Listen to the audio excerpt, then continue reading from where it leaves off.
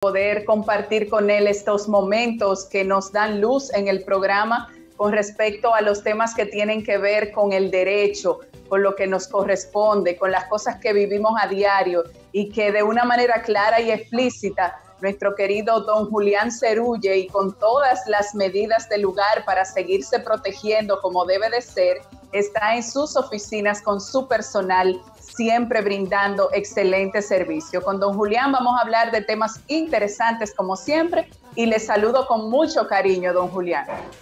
Bien, con los amores de siempre, mujer.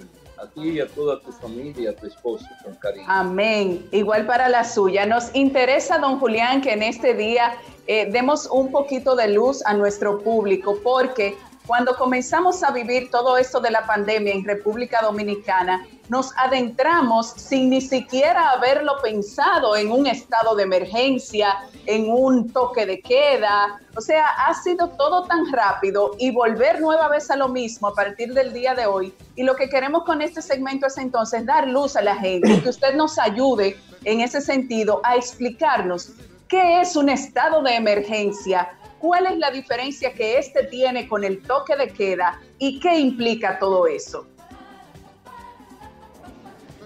Mira, el estado de emergencia, y me voy a permitir leer algo porque está muy sencillo, no es más que una declaratoria que la Constitución permite para que el primer mandatario, el presidente de la República, pueda tomar todas las medidas necesarias en determinados momentos de situación muy extrema como el que estamos viviendo ahora mismo.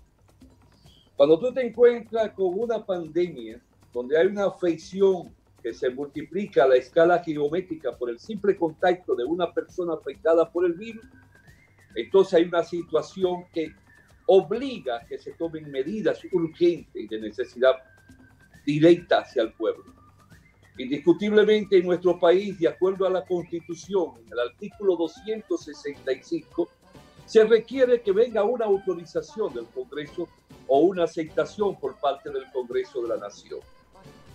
Hay países como China, donde nació el virus, con 11 millones de habitantes en Wuhan, que el gobierno resolutó el cierre total de 11 millones por 75 días. Nadie podía salir a las calles, nadie podía cruzar ni ponerse al frente de la casa, totalmente aislado, lo que requería también el pueblo dominicano. Por eso Cuba ya hoy declaró que no hay una sola persona que se sienta afectada o contaminada. ¿Por qué? Porque el Estado, a través del gobierno, haciendo uso de poderes que se le otorgan, cerró la nación entera, en particular las ciudades.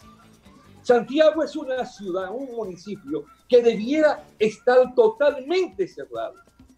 ¿Por qué? Porque se fue de las manos las elecciones, las caravanas, todo lo que ha ocurrido ha provocado que se irrespetara lo que debe de ser la distancia y lo que debe de ser este instrumento, que no lo estoy usando porque estoy solo en mi despacho. Exacto, y porque está hablando conmigo, exacto, y porque está hablando conmigo para nuestra gente. Estamos solos en el espacio donde nos encontramos y no tenemos que estar utilizándolo en este momento. Ahora bien, eso del estado de emergencia, del poder que se le otorga al gobierno central, al presidente de la República, tiene una diferencia con el toque de queda.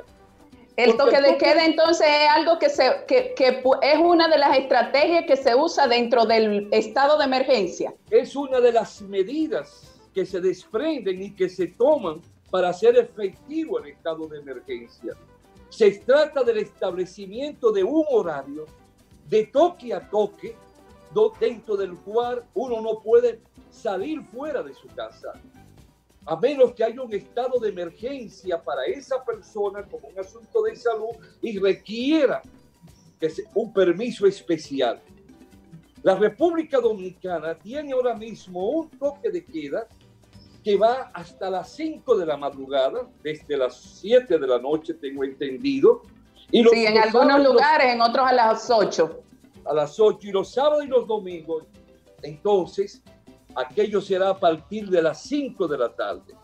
Y hay sitios, como en el caso, creo que de Moca, Sí. que no hay tan estricto, porque parece ser que allí el virus no ha afectado mucho. Cosa que me sorprende porque desde el inicio de la pandemia, Moca, que es mi pueblo, había estado siendo muy afectado con el virus y con el nivel de contagiados. O sea, en ese sentido, la variación yo no la entendí mucho, pero es lo que hasta ahora está por decreto. Bien, entonces lo que tiene que ver con el estado de emergencia, una potestad que se le otorga al presidente por la Constitución, el artículo 265, el toque de queda, que es una medida que se deriva del estado de emergencia para provocar que la persona se quede en su casa de forma obligada, donde la Guardia Nacional puede ser lanzada a las calles, la Policía Nacional, y poner en disciplina a todo aquel que la viole, llevárselo preso, y pueden ser personas que estén también con sanciones drásticas, porque es que cada quien que viola esas medidas se está convirtiendo en un asesino, en un criminal de otras personas. Un simple contagio lo multiplica a la escala geométrica. Por eso viene entonces otra tercera figura que se deriva del estado de emergencia, que es la cuarentena. Es un término médico, pero también ha sido un ordenamiento estatal en algunos países, como es el caso que te dije de China, como es el caso de Cuba, como es el caso de Argentina. Estos últimos dos países de América Latina han sido los más enérgicos y los más gráficos, y por esa razón tanto Argentina como Cuba han podido dar saltos positivos, porque un pueblo también con disciplina directamente impuesta por el Estado y por la educación y la toma de conciencia del pueblo cubano y el mismo pueblo argentino han respondido positivamente. Entonces, todas esas medidas provocan otra, que es el aislamiento. El aislamiento se aplica apartando a cada persona que ha sido diagnosticada del virus para que no tenga contacto con nadie, ya sea que se quede en el tránsito en su casa o sea internado. Todas esas medidas tenemos que conocerlas. Por eso la Organización Mundial de la Salud en el aislamiento también te dice: quédate en tu casa si no tienes necesidad para salir. Y si sale, tiene que usar la mascarilla. Donde se ha usado la mascarilla, el caso de afección o de infección o de transmisión se ha reducido a un 0% y pico, a un 0.4. Donde no se ha usado, el 75% del contagio ha estado latente. Junto con el distanciamiento social, que es también otra de las medidas sumamente necesarias y que no hemos podido entender en este país, que estamos en unos grupos, unos arriba de otros, sin mascarilla, y por eso es que se están dando los niveles de contagios que tenemos. En el país se necesita ser drástico.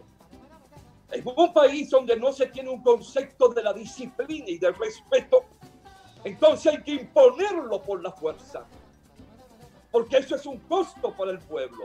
Totalmente de acuerdo. Que el pueblo encuentre su estabilidad y su paciencia para poder involucrarse e integrarse en el trabajo. Que estamos pagando, don Julián, justos por pecadores, porque usted y yo, que hemos sabido guardar todo este tipo de cosas, que estamos con todas las medidas que podemos tener en la mano, haciendo lo necesario, y uno ver las cosas que hemos visto en las imágenes, en los ríos, en el monumento, y uno dice, wow, pero ¿y de qué nos vale entonces? Gracias a Dios que estamos sanos, pero ¿y entonces todos los que se infectan, por Dios? No, es que este es un momento que muchas veces los diputados no lo entendieron. Le dieron otro giro muchos diputados y senadores. Pero este es un momento para tomar posición y decisiones drásticas. Nadie puede jugar con la estabilidad, la paz y el desarrollo integral de un pueblo. Y nosotros estamos bajo los efectos de una amenaza, de un enemigo que no conocemos ni lo vemos. Y ese enemigo está ahí al acecho. Con tanta gente que ha salido, el aire, el medio ambiente se siente comprimido. Sí. Y ya hoy podemos afectarnos hasta con el simple hecho de respirar. Así es. Yo llamo la atención de este pueblo Y yo llamo la atención desde la presidencia de la República hasta el más mínimo de los incumbentes para mantener el orden, que tomen las decisiones drásticas, caiga quien caiga. Aquí no hay vacas sagradas. Y el que no tenga la mascarilla en la calle, el que no ande con la mascarilla ni dentro de su propio trabajo, esa persona debe de ser detenida, llevada a la cárcel, ser enjuiciada y ser condenada. Esa es mi posición sobre este caso. Y le agradecemos. Aquí no hay sentimentalismo, aquí hay el resguardo y la paz y la seguridad de los ancianos y de los niños en particular. Los ancianos están corriendo el mayor riesgo porque no los respetan. Y nuestros hijos, nuestros niños y nuestros nietos, porque tampoco lo están respetando. Una partida de personas que no tienen concepto, que andan en la calle. Esto no es un relajo ni es un juego. Es la vida de un pueblo, es la vida del vecino, es la vida del amigo, es la vida del familiar. Y tenemos que ser partícipes en salvaguardar la paz, la estabilidad y la grandeza de una nación. Así es. No, está bien, don Julián, porque es parte de la impotencia que sentimos viendo esta situación que lamentablemente tenemos que atravesar, y que ojalá que ahora, en este tiempo en que nueva vez estamos llamados a un estado de emergencia, a un toque de queda, podamos realmente asumir la responsabilidad que nos toca. Gracias por esta luz que nos ha dado y por el llamado que ha hecho a las autoridades pertinentes para que esto pueda controlarse dentro de las medidas posibles. Cuando hay un estado de emergencia, hay derechos constitucionales que quedan a un lado, porque primero se pone por encima de todo las grandes mayorías de un pueblo, no las minorías. Así debe ser. Es bueno que lo sepan eso, y lo sepan los que predican derechos humanos. También es un atentado a los derechos humanos cuando no se toman las medidas para salvaguardar a los demás seres humanos de una nación. Así es. Muchísimas gracias, don Julián. Siga cuidándose, qué gusto verlo. Gracias.